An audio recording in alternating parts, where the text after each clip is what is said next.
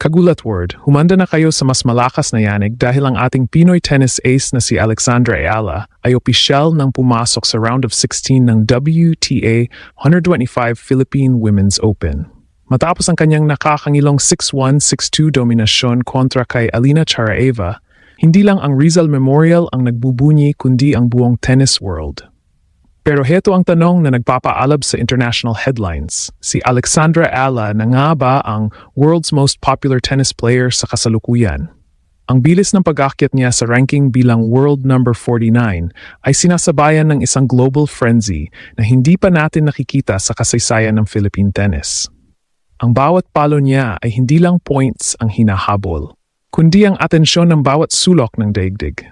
Ramdam na ramdam ang momentum sa pagbabalik ni Alex. Ang crowd roar sa Maynila ay abot hanggang sa headquarters ng WTA sa Florida.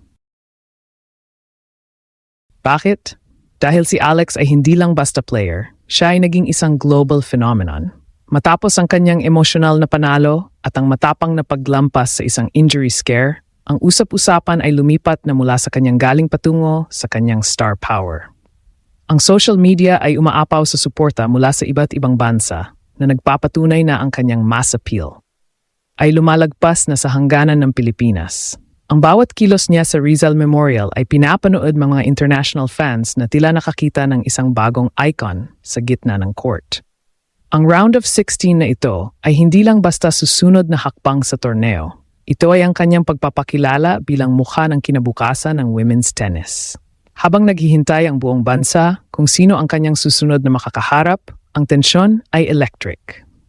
Ang Philippine Open ay naging arena ng isang superstar in the making. Mula sa heartbreak sa Melbourne hanggang sa historic run sa Manila, ang lost to legacy narrative ni Alex ay ang kwentong kinababaliwan ng mundo ngayon. Mananatili ka bang tagapanood lang o sasabay ka sa pag-unggol ng bansa para sa ating reyna? Ang susunod na round ay mas matindi, mas maingay at mas nakakagulat. Abangan ang bawat galaw dahil si Alex Ayala ay hindi na lang pambansang pusta. Siya na ang bagong reyna ng mundo. Believe again. Sa unang bahagi ng ating pagsusuri, kailangan nating himayin ang Ayala phenomenon. Bakit nga ba tinatanong ng buong mundo kung si Alex na ang pinakasikat na tennis player ngayon? Simple lang, sa bawat laro niya, ang engagement sa social media at ang viewership numbers ay tumatalon ng hindi inaasahan. Ang kanyang 6-1, 6-2 win kontra kay Charaeva ay hindi lang naging sports news. Ito ay naging cultural moment.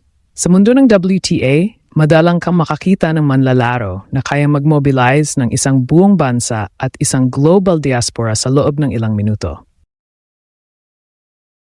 Ito ang Pinoy Power na isinasabuhay ni Alex sa bawat forehand winner niya. Ang momentum na bit-bit ni Alex patungong round of 16 ay hindi matatawaran. Matapos ang kanyang dominanting performance, ang mga international scouts ay nagkakaisa sa pagsasabing ang kanyang star quality ay kapantay ng mga elite players sa tour. Hindi lang ito tungkol sa ranking, bagamat ang pagiging world number 49 ay isang malaking achievement. Ito ay tungkol sa marketability at ang inspirasyong hatid niya. Si Alex ay naging simbolo ng pag-asa hindi lang para sa mga Pilipino, kundi para sa lahat ng underdogs sa Asia. Ang kanyang kwento ng pagbangon mula sa Australian Open disappointment ay ang perpektong script para sa isang global superstar. Habang papalapit ang susunod na laban, ang buong Rizal Memorial ay inihahanda na para sa isang mas matinding roar. Ang atmosphere sa stadium ay naging standard na para sa WTA 125 events dahil sa tindi ng crowd participation. Ang international tennis community ay manghang-mangha sa kung paano dinadala ni Alex ang pressure ng home court. Sa halip na manghina, ginagawa niyang sandata ang bawat sigaw ng Laban Alex. Ito ang naghihiwalay sa isang magaling na player sa isang legend in the making. Ang tanong na, is she the world's most popular, ay nagsisimulang magkaroon ng matibay na basehan. Sa bawat tournament na nilalahukan niya, siya ang laging sentro ng atensyon. Ang kanyang pagiging humble sa gitna ng tagumpay at ang kanyang grit sa gitna ng injuries ay mga katangiang hinahanap ng global brands at fans. Ang round of 16 ay magsisilbing entablado para lalong mapatunayan na ang Ayala era ay nagsisimula pa lang. Bayan, handa na ba kayo sa susunod na kabanata ng ating pambansang alamat? Habang naghihintay ang buong mundo sa kumpirmasyon kung sino ang susunod na makakaharap ni Alex Ayala, kailangang nating pag-usapan ang tactical mastery na ipinamalas niya. Ang 6-1, 6-2 victory kontra kay Kareva ay hindi lang swerte. Ito ay bunga ng isang matalinong sistema na binuo para sa home court domination. Sa ating Racket Pinas analysis, malinaw na ang spacing at court coverage ni Alex ay nasa elite level na. Ginamit niya ang bawat pulgada ng Rizal Memorial Clay Court para pasukuin ang bilis ng Russian.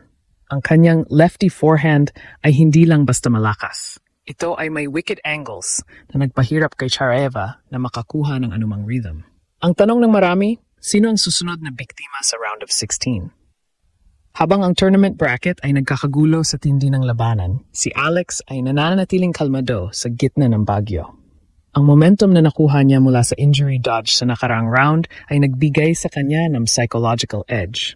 Sa world-class tennis, ang player na kakalampas sa isang physical scare ay madalas na nagiging mas mapanganib sa susunod na round dahil sa tumitinding mental toughness. Ang system analysis natin ay nagpapakita na si Alex ay mas handa na ngayon sa mahabang rallies. Isang aspeto na naging problema niya sa Melbourne, pero naging sandata niya na rito sa Maynila. Dito rin natin makikita ang coaching genius sa likod ng kanyang kampanya. Ang pag-adjust ni Alex sa kanyang first serve percentage matapos ang medical timeout ay isang patunay na ang kanyang game management ay pang top 20 level na. Ang global spotlight ay nakatutok sa kung paano niya haharapin ang susunod na seeded player o ang posibleng giant slayer na lalabas sa bracket. Ang tensyon ay hindi lang nararamdaman sa loob ng stadium, kundi pati na rin sa mga coaching boxes ng kanyang mga kalaban. Alam nila na ang pagharap kay Alex sa Maynila ay parang pagpasok sa Lion's Den dahil hindi mo lang siya kalaban mo ang bawat hininga ng libu-libong Pilipino. Ang Ayala effect ay nagdudulot na rin ng pagbabago sa scouting reports sa WTA. Binabago ni Alex ang narrative na ang mga Asian players ay defensive-minded lamang. Sa kanyang agresibong laro at firepower mula sa baseline, pinapatunayan niya na ang Philippine tennis ay handa ng magdikta ng tempo sa world stage. Ang round of 16 matchup na ito ay magiging sukatan kung gaano kalalim ang kanyang stamina at kung gaano katibay ang kanyang focus sa gitna ng lumalaking celebrity status. Bayan, ang bawat segundo ng paghihintay ay nagdaragdag sa electric atmosphere ng Philippine Open. Habang inihahanda ang court para sa susunod na kabanata, isa lang ang sigurado. Si Alex Ayala ay hindi na lang basta pambansang pusta. Siya ay isang tactical monster na handang lumamon ng kahit na sinong harang sa kanyang daan patungo sa WTA glory. Ang Lost to Legacy journey ay mabilis na nagiging legacy in the making. Handa na ba kayo sa susunod na sorpresa?